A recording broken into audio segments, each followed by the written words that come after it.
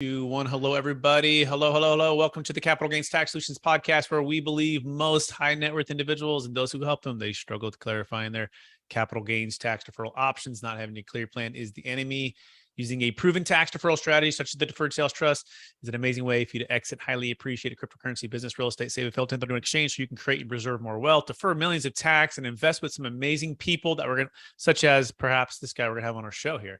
In fact, he is an expert in commercial real estate and building wealth through build to rent, and he helps busy people earn passive income through commercial real estate investing. We're only talking about why invest in build to rent. And for those who don't know me, by the way, my name is Brett Swartz, and I'm founder of Capital Gains Tax Solutions. We're also a stream on Expert CRE Secrets podcast, where each week we bring on some of the best real estate, business, and financial, crypto, and real estate minds in the world, where they share their ideas and deal stories. So together we can make passive income plans achievable, and also capital gains tax, exit plans understandable and digestible, so that you can create and preserve more wealth, or help your clients, friends, and families do the same.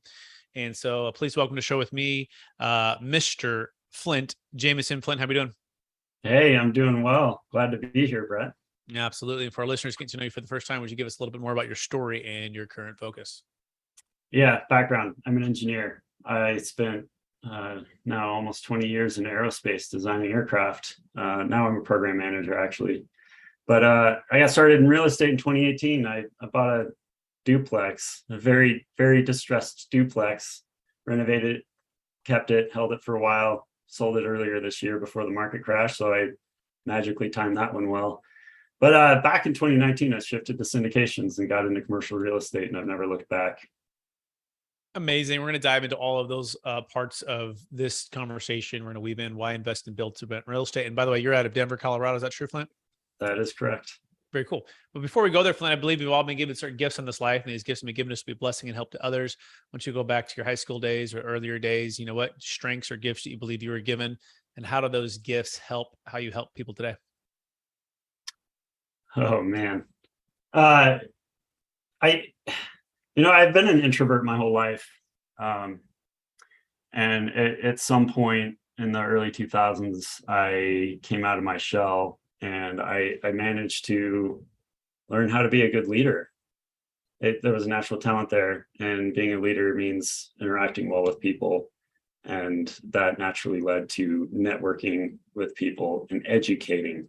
So I think through that long stream, I found myself being an educator, especially in the real estate investment world, because this isn't a sales thing. This is more of educating people to get their money diversified. And most people don't know how to get into real estate. Excellent. So leadership led to networking, led to becoming an educator. Perfect. That's a great strength to have, and a cool part of what we're going to talk about today, which is investing for cash flow and strong returns, and using build to rent kind of model. So let's talk about that. What's the number one secret to investing in build to rent and in commercial real estate that you found so far? Yeah. So let's unpack this. Let's rewind this train a little bit. I got started in multifamily and apartment buildings, and largely what we do is we buy underperforming or distressed apartment buildings, and we flip them. Kind of like you flip a house. It's a value add scenario. When you flip a house, you sell it a little bit later for more money. Well, what we do in apartment buildings is we flip it over multiple years. We keep occupancy high, right? We'll do maybe 10 units at a time renovation, then put new tenants in at higher rents and keep churning. But the cool thing for the investors is there's a lot of cash flow that continues to flow while we're doing the renovations, and the cash flow gets better and better. Now, flip that into new development. You don't get the cash flow, there's no occupants. Investors get in when we cut dirt. You can get in with, from a purchasing standpoint, purchasing land, you get in with this big loan, builder's loan, that you only pay interest on as you draw it. So then we cut dirt, we put roads, we put utilities in, and then we turn around and we start building the homes. We call it horizontal multifamily. So we'll build these small starter homes, we call them, like 1,000 square foot, 1,500 square foot, 2-bed, 3-bed. rather than living in an apartment, you're living in a small home. We have property management, on-site maintenance, all the amenities. It's like a really nice Class A apartment complex, but we're building it with single family homes. So out of all of this, you create this community that is worth a ton of money, and you bought in for very little because, for one, you bought a piece of land and then you turned it into roads and sidewalks and utilities, and then you turn it into these single families. As we build these single family homes, say we do 10 at a time, we start filling 10 at a time, then we work on the next 10. The cash flow starts flowing from there. But you can imagine we buy a piece of land. I'm just going to use made up numbers, buy a piece of land for $1 million. We put 10 million into it to build houses, and it sells for 30 million. So the growth on your money is quite large. And there's a little bit of cash flow. It just takes a little while to get there. Okay, cool. Let me unpack a little bit of that. So maybe most traditional value add real estate, you buy an existing building, you rehab it, and you keep cash flow along the way, and then you sell it for a profit. And your model is or you're just building single family homes by themselves. Your model is more like, hey, buy a big, huge piece of land and let's build 150 units, say 150 homes, right? Individual homes, yes. Right? Yeah. But they're detached, 1,000 square feet, 2 to 3 bedroom units. Takes a little while to get it going, right? Because you have to, develop the land. But you're all in for about 11 million, let's just say, on 150 homes, and you're selling it for around the entire project for 30 million. Is that a fair summary? Yeah, those are made up numbers, but yes, really what we look at it as, at sale, once we finish off the property, we call it stabilized. All the houses are built, the land's developed, pool's built. We can turn around and sell it to one of the big institutional buyers like BlackRock, or there's a lot of money out there looking to build or looking to buy, and they aren't builders. And they're also looking to buy in scale, or they're not looking to buy single family one-offs, right? I mean, they did maybe when all the foreclosures were happening 5, 6, 7, 8 years ago, right? But now they ideally will scale it out, and so you guys are doing that hybrid where you're brand new, they're all renting it out, right? They can get good financing on it. Is it all one parcel? All it is. Yeah. But I guess each property or each deal could be different. I'm sure I know some guys that are doing like 600 homes on a build to rent. That could be multiple parcels, but what we're doing now is a single parcel. Yeah, I like the model. It's really fascinating. Do you mind if I just kind of peel back the onion a little bit on the numbers? Absolutely. Okay, cool. So what's the average cost to build a house, or do you want to, you can even say 100 houses on one parcel, because I know it's. Yeah, you're not okay. I'm not prepared for these numbers. We have the full underwriting. Unfortunately, I don't have that memorized. I wasn't prepared to go this deep into it. But to give you a sense of the building process, rather than unpack the cost of each house on its own, we can shake this out in multiple ways to build as fast as possible, because that is the goal, is to build and populate. So we can do prefabbed homes. The cost of prefabbed homes is significantly more than doing stick build, but you're offset by the amount of labor it takes to do just a stick build. So you come in, you got a bunch of walls, you slap those together, and the thing goes up and so quickly that you're saving time on that labor. Plus, we want to get those things built as fast as possible to get renters in them and start cash flowing. Got it. Okay, so first thing is prehab versus stick build. Yeah, you might say, you can maybe be cheaper stick build, but it takes more time, and our cost of capital and our burn rate with the loan from from the banks or whatever else, we want speed rather than lower cost on that piece of it, right? Yeah. So there is a trade-off there in the underwriting, but and depending on who can do prefab and what those costs are, we will choose as we go, because you do want that prefab homes to not, I mean, if you're building in Alabama, you don't want to ship them from California, because then you're getting hurt some more. So then at that point, it might be cheaper to stick build. So there's so many different ways to underwrite and make the smart decision. Okay, where are you building at? So we're doing in Foley, Alabama right now. We have 158 homes planned. We could put more on that parcel, but we'd rather have some open space, some walking trails, a little pond, and a pool. Let's walk through that deal. What did you buy the land for? Hey, it is, I don't have those numbers. I'm sorry. Maybe do a pass. I'm not. So here's the thing. I'm the capital raiser. I go in. We have the builder, and here's where we buy down risk. Our builder goes in and purchases the land.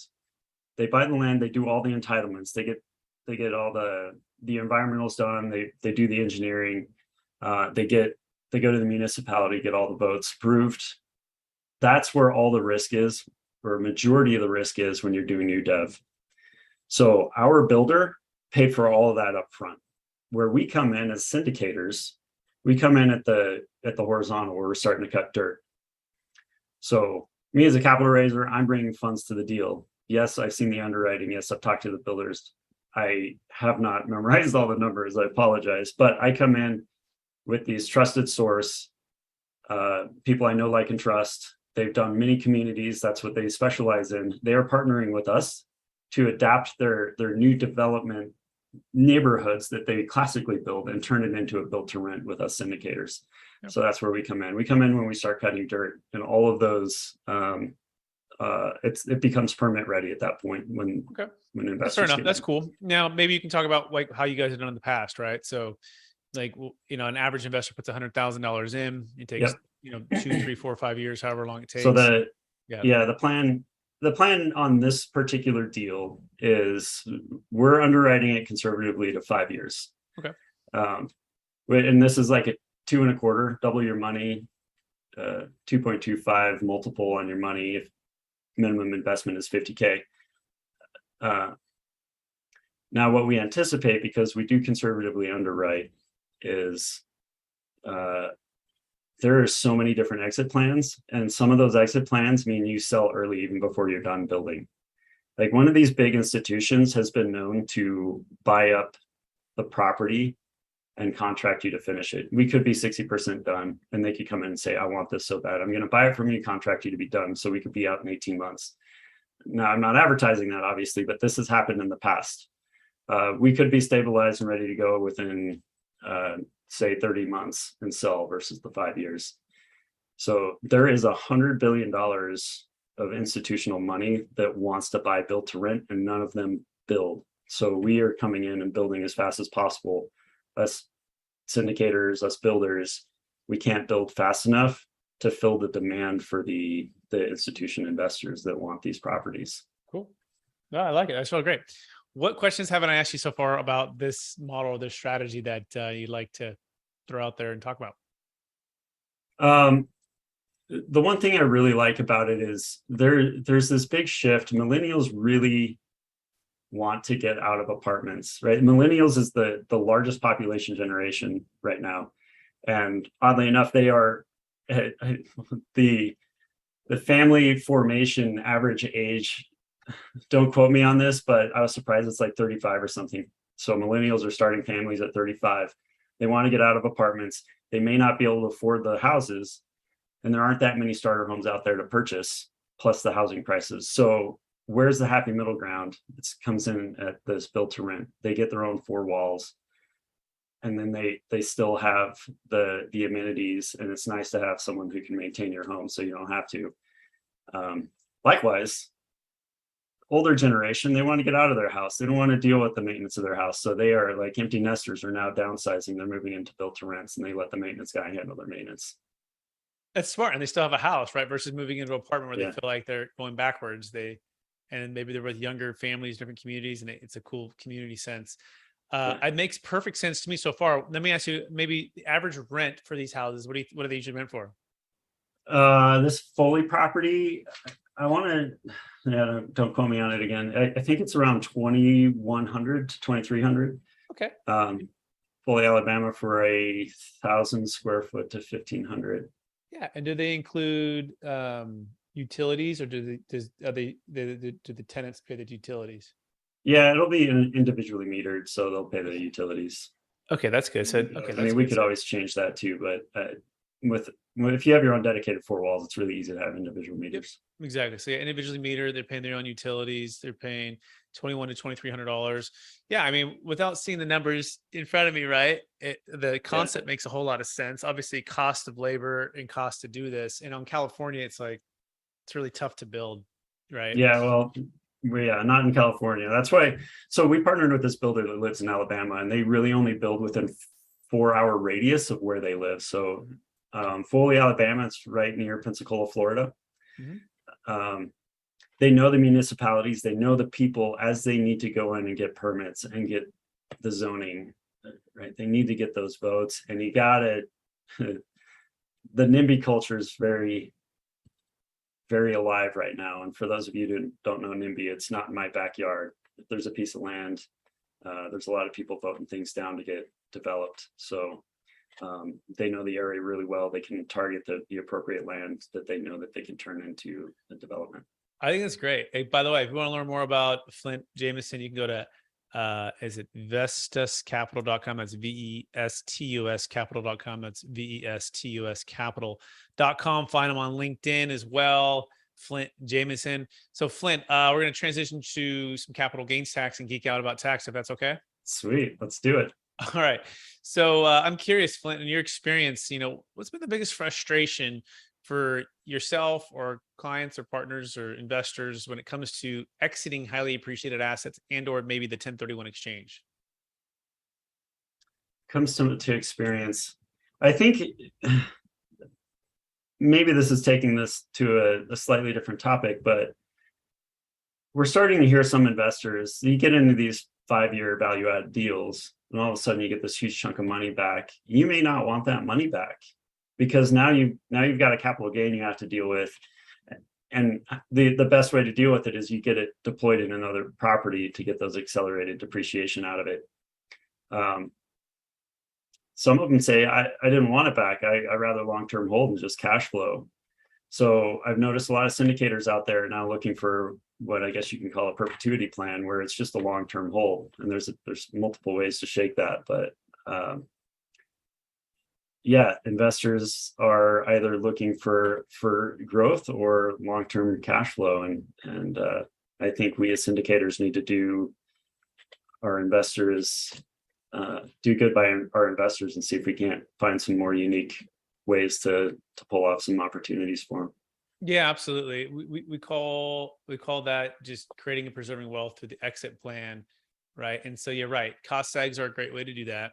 If you sell something and you've got cap gains tax, if you turn around immediately and then reinvest, especially in this year, by the end of this year, it's still 100% bonus depreciation, next year 80%. There's ways to offset a large chunk of maybe your cap gains tax. But sometimes you don't have enough, right? Or the deal is so big, or you're not ready to buy that deal yet, right? And you're running out of time. That's where we do come in. We have something called a deferred sales trust, which eliminates the need for the 1031 exchange and allows these investors to defer the tax. And then from there, they can redeploy back into other deals with themselves or with partners, or just sit on the sidelines and be patient. And it kind of just freezes that tax or delays that tax, defers that tax until a time of which they actually start receiving payments from the trust. And it's a great way to build wealth, long-term cash flow, and also growth opportunities. You can go to capitalgainstaxsolutions.com to learn more about that if anyone wants to learn. That being said, Flint, are you ready for the lightning round? I hope so. All right. Knowing what you know now, if you could go back to your 25-year-old self, what's the one golden nugget you make sure to tell yourself to do? I teach yourself how to do finances, and not the institutional way, right?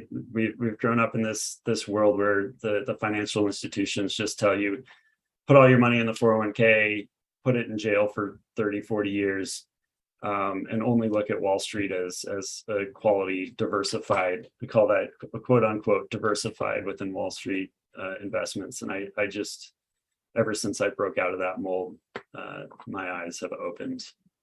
Absolutely. Question number 2, what's the number one book you've recommended or gifted the most in the past year? I really like The Go Giver. That's been my book for this year. Always provide value and you will get value back. Great book. Love that book too. Question 3, what are you most curious about right now? I think it's where the economy is going. What most investors that I'm seeing now, a lot of people are kind of holding back, sitting on cash. Inflation is eating away at your cash as you sit on it. millionaires and billionaires were made out of the 2008 recession. If you can find a deal now that cash flows in this market, in this economy with fixed rate, imagine how it's going to cash flow when the economy turns back around. So what I'm most interested is finding those cash flowing assets that are just going to pay off in spades in 2-3 years. 100%. Second to last question. What's the number one leadership quote or theme that you strive to live by? Oh, leadership quote. I got one here on my board I wrote a long time ago. I haven't looked at it in a while. Raising money isn't about me. I'm providing an amazing opportunity for investors. So cycle back to everything I said earlier. I am now in a position where I can help other people. I can be a giver. I educate, I give, and I provide a lot of value. Amazing. Last question, Flint. After all your success, helping all the people you've helped create and preserve more wealth with real estate investing, what's the number one habit that you practice to stay centered in your values and then stay encouraged to charge forward to reach new heights? Number one habit. I'm bad with habits. So I'm still in a W-2 job. I work late nights and I work weekends. I would love to do the miracle morning, but because I work late nights, sometimes I need to just do sleep. My habits are not good. I will just straight up say that. I don't have any good habits, but I do try to work out and at least stay somewhat healthy. Cool. Excellent. Hey, Flint, it's been more than a pleasure having you on the show. I want to encourage you to keep being an educator and help people, get out of the, the wealth at Wall Street and get into the wealth with real estate and investing, and keep doing what you're doing there to help people get some financial freedom. For our clients, for our listeners or your clients or anyone else who's listening who might want to get in touch with you, what's the best place for them to find you? Yeah, the easiest is vestuscapital.com, VESTUS capital.com, or I'm super active on LinkedIn. Just find me, Flint Jameson. Awesome. Hey, Flint, thanks for being on the show. And also want to thank our listeners for listening to an episode of the Capital Gains Tax Solutions podcast, where we believe most high net worth individuals and those who help them, they struggle with clarifying their capital gains tax deferral options. Not having a clear plan is the enemy, and using a proven tax deferral strategy such as the deferred sales trust is an amazing way for you to exit cryptocurrency, business, real estate, eliminate the need for 1031 exchange, defer millions of dollars of capital gains tax so you can invest into potentially deals like with Flint or other deals of your own, and be diversified, have some liquidity, but also go into opportunities to grow your wealth. If you want to learn more about that, you can get started with our building a capital gains tax exit plan by going to capitalgainstaxsolutions.com. That's capitalgainstaxsolutions.com. Also look for the new book that's coming out. It's called Building a Tax Deferred Exit Strategy. And we have some cool people like Kevin Harrington from Shark Tank in the book and some other really smart commercial real estate people and financial people. So look for that book coming out real soon. It's called Building a Tax Deferred Exit Strategy. Hey, thanks so much for listening or watching this podcast. We so appreciate everyone out there. Please remember to rate, review, subscribe. That helps the algorithms and it helps to keep us, on front and stage of most